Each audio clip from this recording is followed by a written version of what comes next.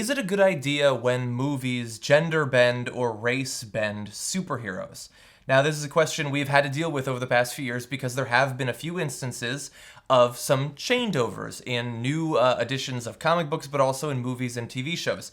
We had Thor recently becoming a woman. We had, in the Thor movie, you had Heimdall being cast as a black actor, even though it's a Norse sort of mythos that they're functioning in. And you had people getting very angry that a character who is black in the Hunger Games was portrayed by a black actress in the actual movies. And now over the weekend, you have a renewed debate about it because of comments from actress Michelle Rodriguez, perhaps most famously from the Fast and Furious movies. Now, I want to admit before I say what she said that I have long thought that she was an awesome actress, so perhaps I'm a little bit biased. But here's what she said back a couple of days ago. She said, in response to a question about whether or not she could be like a female version of Catwoman or one of the traditionally male superheroes, she said, it's ridiculous. It's the dumbest thing she'd ever heard. It's so stupid. It's like, stop stealing all the white people's superheroes. Make up your own. You know what I'm saying. People were immediately very pissed because it seemed like she was somewhat uncaring about minorities' grievances, that they don't appear in those sorts of big roles. And you see it in some cases, like I said, like in Thor, like in the Fantastic Four, sometimes these roles are changed. And so people were pissed off at her. Now, she did, in response to the response, put up a video on Facebook where she clarified, it's not about taking Catwoman or Superman or Green Lantern or whatever these characters are and trying to make them fit to whatever cultural background you are. I think that people should stop being lazy and that people should make an effort in Hollywood to develop their own mythology. So basically saying that the solution to the problem of not having enough gay characters on TV, or black characters, or Hispanic characters, or Asian characters, is not to take a traditionally white male role and have it cast with people from other racial groups, but instead they should either make up their own stories, perhaps write their own stories, or comic books to be made into movies, which I think for some people is going to be sort of a good clarification. I think that to many conservatives that sort of screams of like pull yourself up by your bootstraps and make your own stories. And I think that every group should be making their own stories. I would argue that every group is making their own stories. And one of the problems is that you only get money for certain types of stories. It's a whole big funding problem in Hollywood. But I don't think that that's going to be good enough for a lot of people. A lot of people want to see more progress now, not after, a trilogy of books has been written and 8 years have passed and things like that.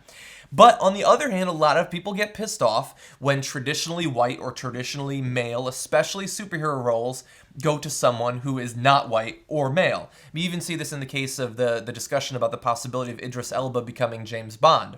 I mean, I don't think many people would look at Idris Elba and think that he couldn't play a character like that. They just think that it should have to be a Brit, for instance, even though there has been some, experimentation with that in the past when it comes to James Bond. And here are my thoughts on it. I think that when you're talking about historical figures, it generally makes sense to have a person of that actual background play the character. For instance, Jake Gyllenhaal playing someone who's Persian doesn't necessarily make a lot of sense to me. Historically, when white characters would go in yellowface to play Oriental villains in those movies, as they were called back in the day, wasn't a big fan of that. I think that you have actors who represent different racial groups, and I think that you can use them. It's not to say that there's no roles where, a man doesn't play a woman, but in general, you can probably just cast a woman now.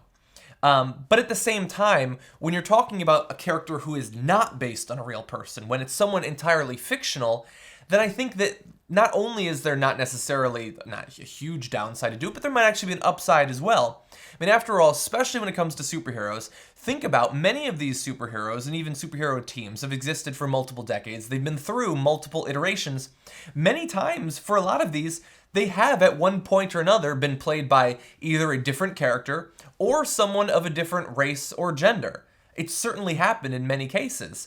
And there are spin-offs as well. Like if they were to do a Muslim Batman, that has some reason that it makes sense if you look at some of the recent issues that have been published.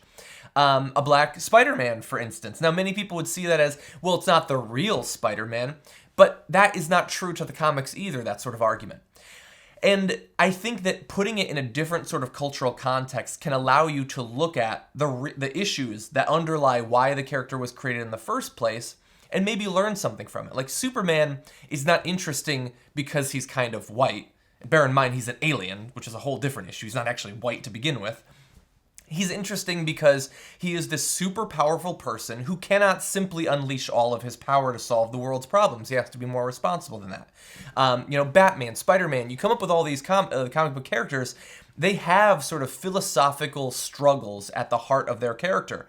And to take it from being a traditionally white male character and putting it in a different group, especially sort of a group on the edges of society or a disaffected group, that might make it easier or more intriguing to tell that story, not more difficult. You don't lose something, you actually gain something.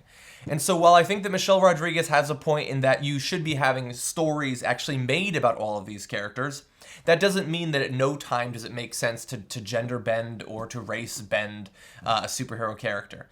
A lot of people are pissed off that the Ghostbusters are apparently all going to be female. It might end up being awesome. And I think that there are more to the Ghostbusters than just what sort of equipment they have between their legs. I think that you can have a lot of great superhero movies with all sorts of different casting choices. Huge fan of Battlestar Galactica. When they switched some of those characters over to females, I would say that the show became much stronger as a result. And I know that you agree with me because that show is awesome. Anyway, head down in the comment section. Let me know what you think about both Michelle Rodriguez's comments in particular and how often you think it makes sense to do this sort of swapping of particular roles, especially in superhero movies. I'd love to hear what you have to say.